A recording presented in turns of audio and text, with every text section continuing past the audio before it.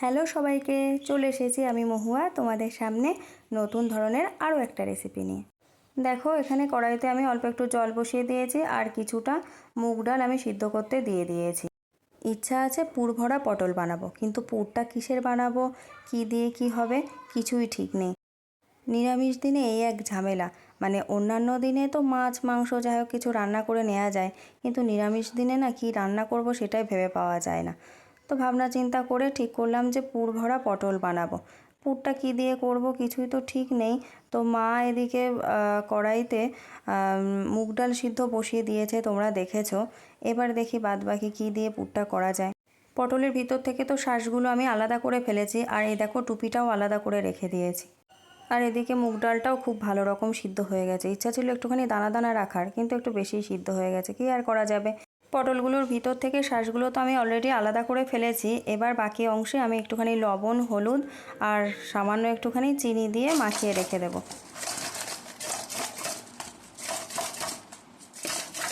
পটলগুলোতে তো আমি সুন্দর করে মেকআপ করিয়ে রেস্টে রেখে দিয়েছি, ওগুলো ওভাবেই থাক।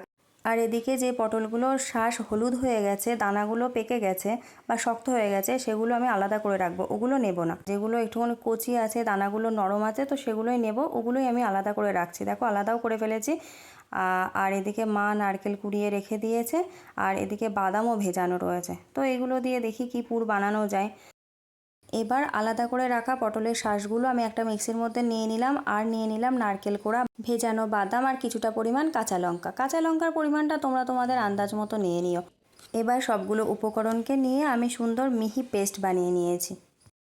এবার কি করব, পুরটাকে রেডি করে নিতে হবে, তো তার জন্য কড়াইতে পরিমাণ মতো সাদা তেল দিয়েছি আর অল্প একটুখানি সর্ষের তেলও দিয়ে নিয়েছি।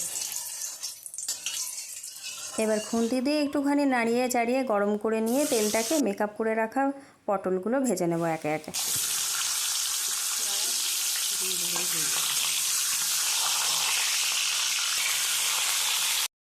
এই পর্যায়ে গ্যাসের ফ্লেমটা কিন্তু একেবারে হাইতে রাখতে হবে, তাতে যদি পটলের মেকআপ নষ্ট হয়ে যায় যাক, তাতে আমাদের কিছু যায় আসে না।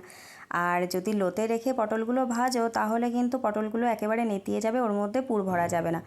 পটলগুলোতে যেই একটুখানি হালকা ব্রাউন কালার চলে এসেছে, আমি ওগুলো নামিয়ে নিয়েছি। এবার পটলের মাথায় টুপি পরানোর জন্য যেগুলো আমি সাইড করে রেখেছি, সেই টুপিগুলোকেও ভেজে নিয়েছি।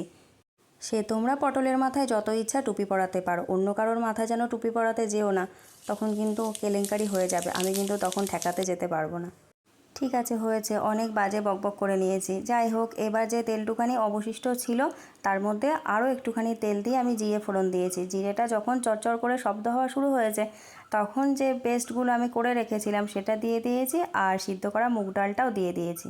তার মধ্যে সামান্য একটু লবণ দিয়ে দেবো স্বাদ মতো, আর কালারের জন্য অবশ্যই তো হলুদ দেবো, আর স্বাদটাকে ব্যালেন্স করার জন্য চিনি, আর কালারটাকে আরও সুন্দর করার জন্য একটুখানি কাশ্মীরি লঙ্কার গুঁড়ো আর ভাজা জিরের গুঁড়ো দিয়ে দিয়েছি।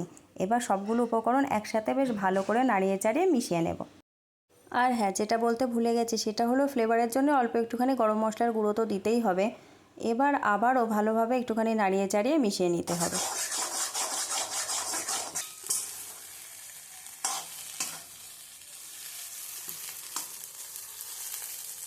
দেখো কাণ্ড, এই পর্যায়ে এসে মার আবার মনে হয়েছে এর মধ্যে যদি একটুখানি ঘি ঢালা যায়, তাহলে নাকি টেস্টটা আরও বেড়ে যাবে। আমি বললাম যে দিয়ে দাও, ওটা আর বাদ যায় কেন, সবই তো দেয়া হচ্ছে। দিয়ে কিন্তু সত্যি সত্যিই কাজ হয়েছিল, ফ্লেভারটা যা বেরিয়েছিল দারুণ লাগছিল কিন্তু। এবার দেখো পুরটা আমার কড়াই থেকে উঠে উঠে আসছিল, তার মানে পুর রেডি। এবার এটাকে একটা থালায় আমি ঠান্ডা করতে দেব। দেখো অলরেডি পুর আমার ঠান্ডা হয়ে গেছে। এবার আর কি অল্প অল্প পুর নিয়ে পটলের মধ্যে আমি ভরে নেব। সবকটা পটলই এইভাবে আমি রেডি করে নেব। একটা আমি ভরে নিয়েছি পটলের মধ্যে পুর, আর একটাও তোমাদের দেখিয়ে দিচ্ছি কিভাবে আমি ভরছি। সব পটলগুলোতেই আমি পুর ভরে রেডি করে নিয়েছি। এবার দেখো ওই টুপিগুলোর মধ্যেও আমি অল্প একটুখানি করে দিয়ে নিচ্ছি।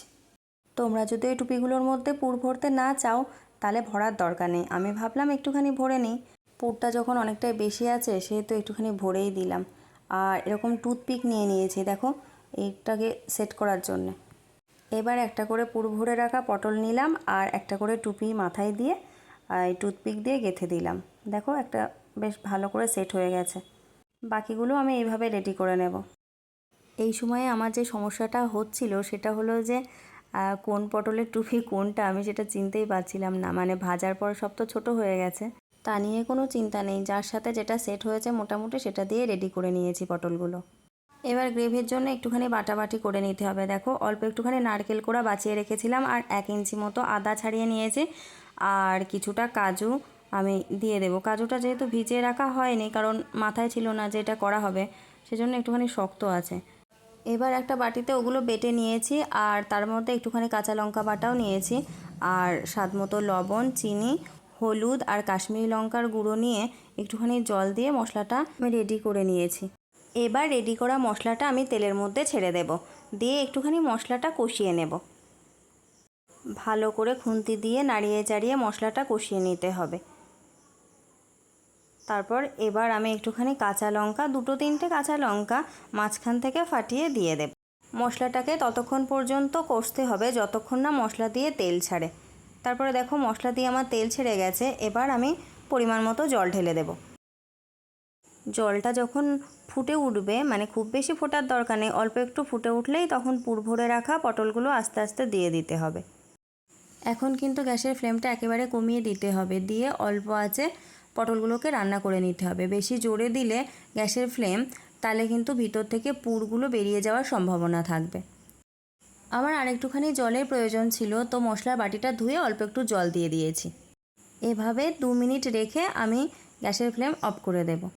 রেসিপিটা কেমন লাগলো প্লিজ একটা ছোট্ট কমেন্টের মাধ্যমে আমাকে একটুখানি জানিও, আর ভালো লাগলে অবশ্যই লাইক করতে ভুলো না।